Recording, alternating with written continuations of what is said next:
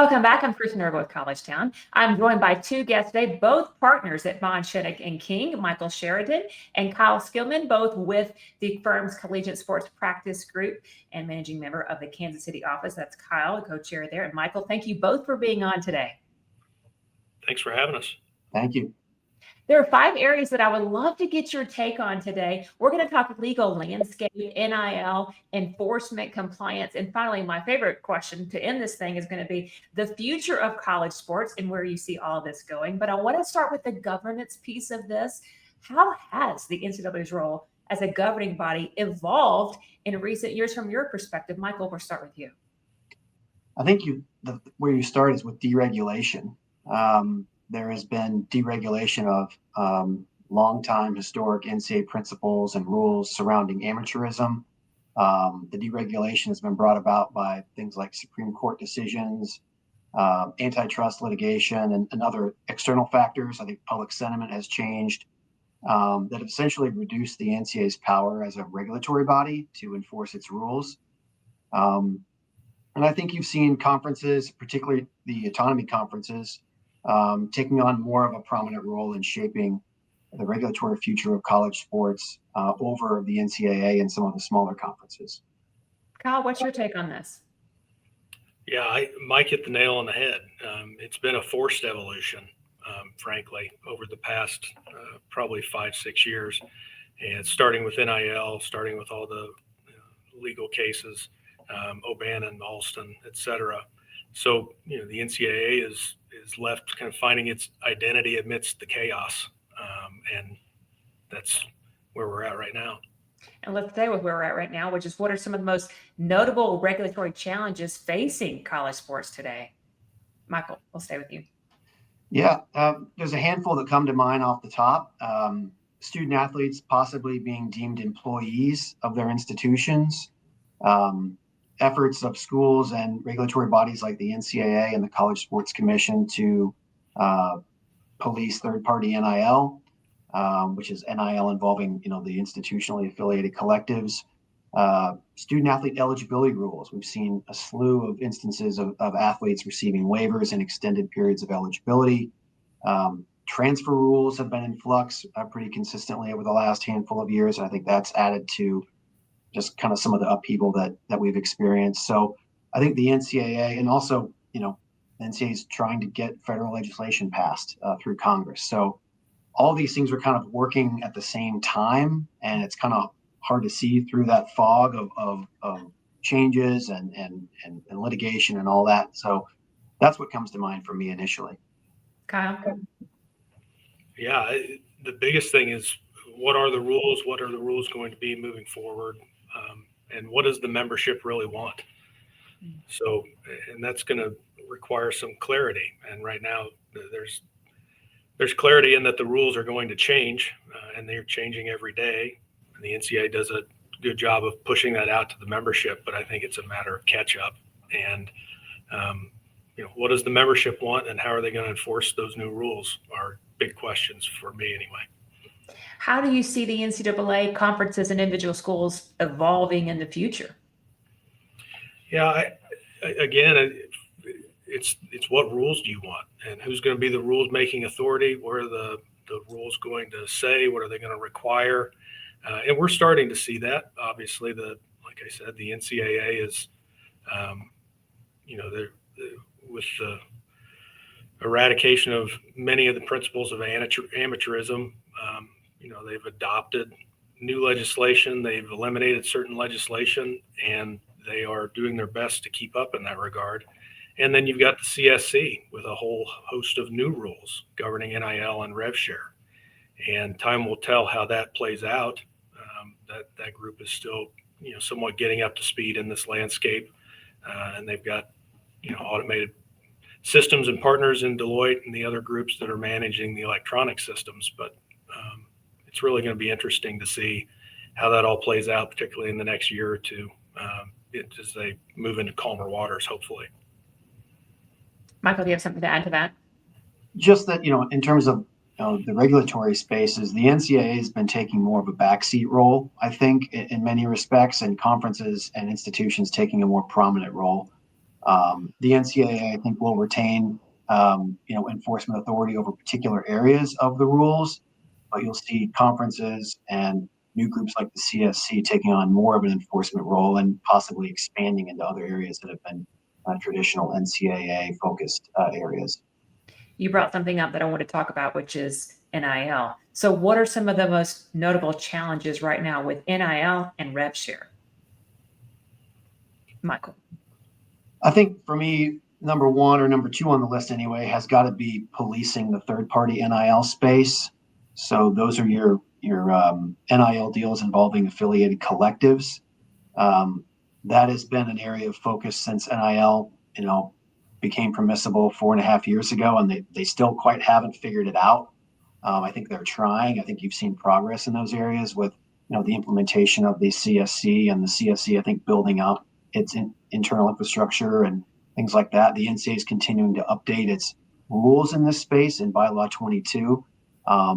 That for me is kind of the primary area of focus with respect to NIL and rev-share. Kyle, what's your take? Yeah, the only thing I'll add to that is everybody's trying to see around the corner of the next lawsuit, right?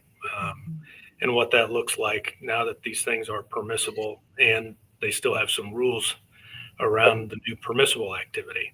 And that's just going to require transparency.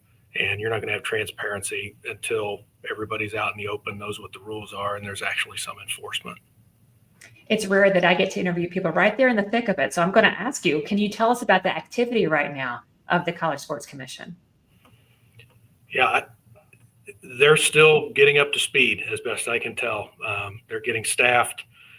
They have been communicating with some member institutions. We're starting to receive some reports of that. And they are publishing guidance, if not weekly, bi-weekly, and pushing that out to the membership. But in terms of real investigative on-campus digging the way that the enforcement staff has done in the past, we haven't heard any of that yet. But I'm certain that it's coming. Michael, you want to add anything to that? Just that recently they hired, I believe, a head of investigations. So I think that is a sign of progress that you might see more enforcement activity. But it's been pretty quiet in terms of what they've shared publicly in terms of their investigative work. But perhaps that will change with the new head of investigations beginning her role. How are schools right now navigating state NIL laws versus the NCAA guidelines that are out there right now? Kyle? That's a fun one. Yeah, we're both smiling at that one. I think it's just with as much collaboration with the general counsel, the athletics director, the people on campus who are dialed into local government, and the compliance people on campus and in athletics, just trying to manage it as best they can. And to a certain extent, outside counsel involved in that as well. Just, compliance people don't read state regulations same way that general counsel might, or the AD might, or outside lawyers. So right now it's just a lot of collaboration. Michael? I would agree with that. I think,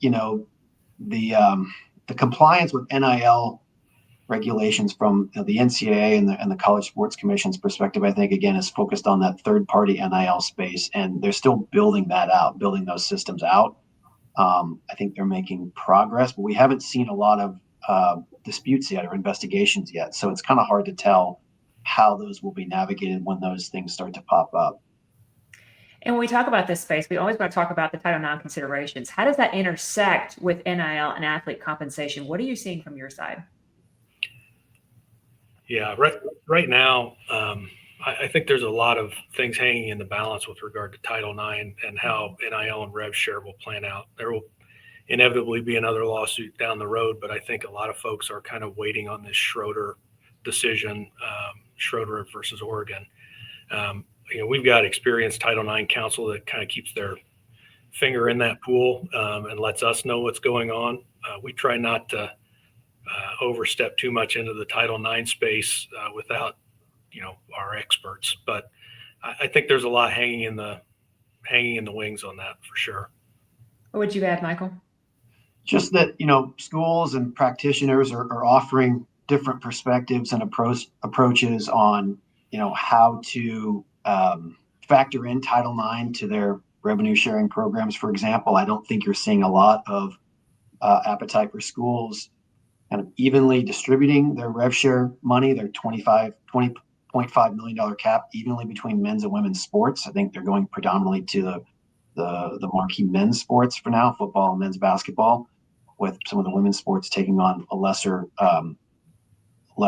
proportion of the overall rev share budget. But I think, to Kyle's point, we need to take a wait and see approach to see how courts and federal authorities are going to start to weigh in on these issues.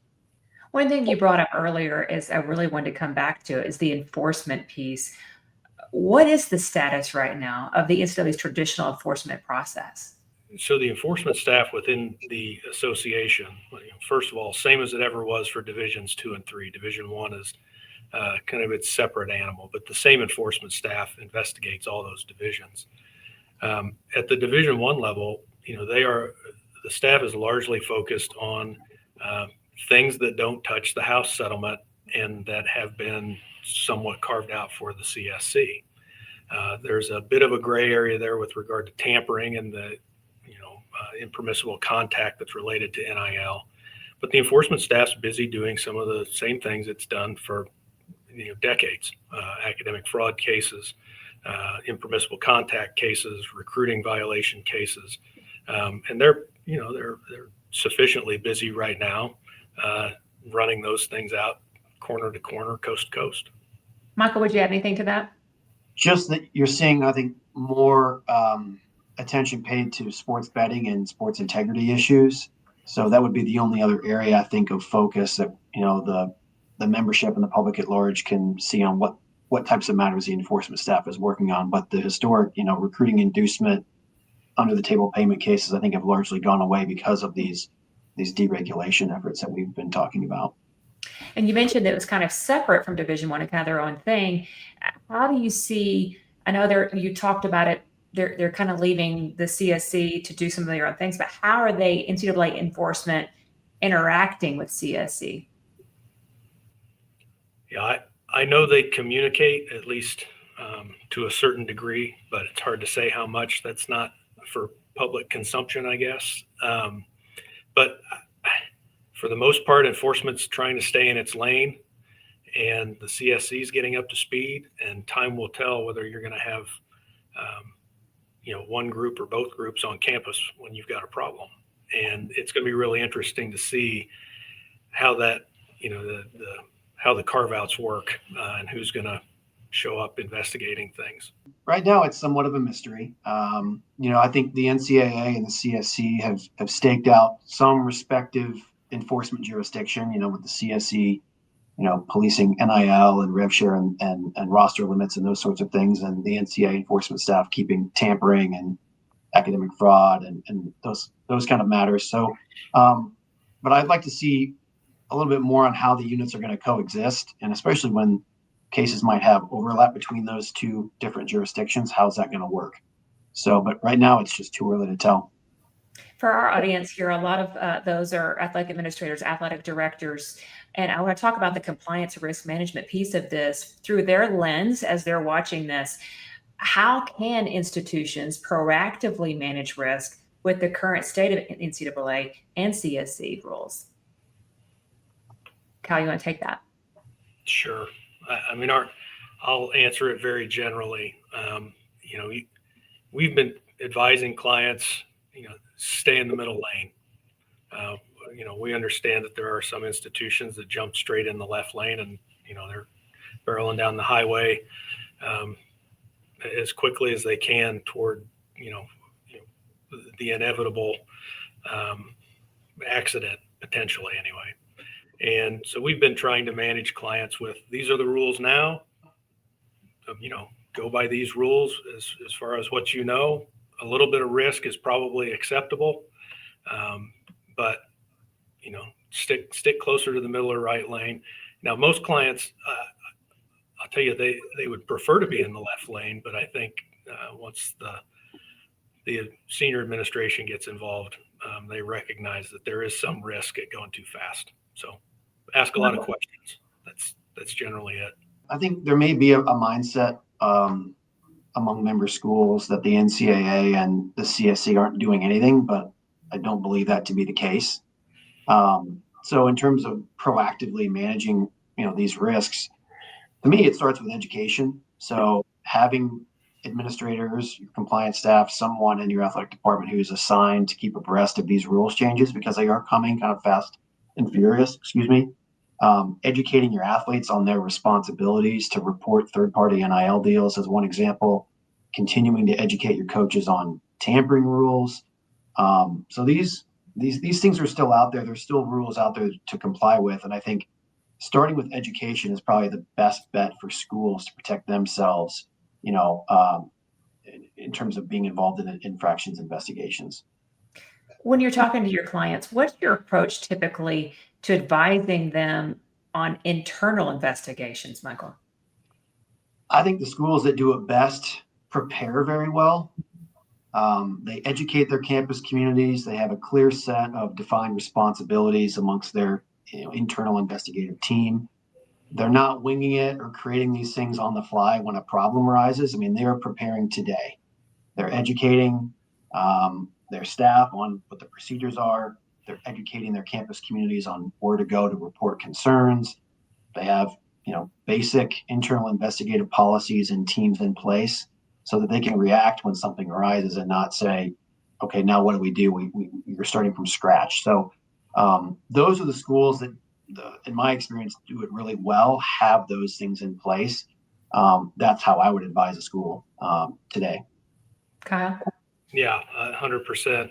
Certainly being proactive and anticipating that at some point in time you're going to have some issue arise that you're going to have to investigate, and knowing when you need to break the glass and take it up to the next level, general counsel's office, president's office, whoever that is, to manage an internal investigation is certainly key. And the only other things I'll add, the order of operations matters, and it's always a little bit different depending on the issue. That's where some guidance from the general counsel's office or from outside counsel can be really helpful, because it does make a difference. And then, bottom line, any internal investigation, the goal is to find the truth. It's not to figure out how quickly we can get out of it. And I think, sometimes that gets lost in the world of college athletics, but it makes all the difference at the end of the day. Final question for you. Been waiting for this one. Wished I would be able to ask you this 10 years ago to see where we are today, but let's give a little look into the future. What are some of the legal trends that athletic departments should be focusing on in the next 5 years? Michael, we'll start with you. The ones we've been talking about. So federal legislation, student athlete eligibility, employment, and Title IX. Those are the ones for me. Yeah, I try and leave the crystal ball somewhere in the drawer in my desk, particularly over the last 5 years, just because it's changed so much. I mean, but I think it's different for institutions across the spectrum. And being real candid, I think the Power Four needs to, get its house in order to transition towards a more professional model, which it's clearly doing. And the remaining schools, at least at the Division I level, need to perhaps start to prepare for life without the Power Four. And, again, it's going to be rocky here for a little bit. It's been rocky for the last 3, 4, 5 years. But eventually there'll be calmer seas and everybody's going to find their footing. And it's just going to be really interesting to see how it plays out. Thank you both so much for this incredible insight and your time today. Continued success to both of you. Thanks. Thank you. Appreciate it.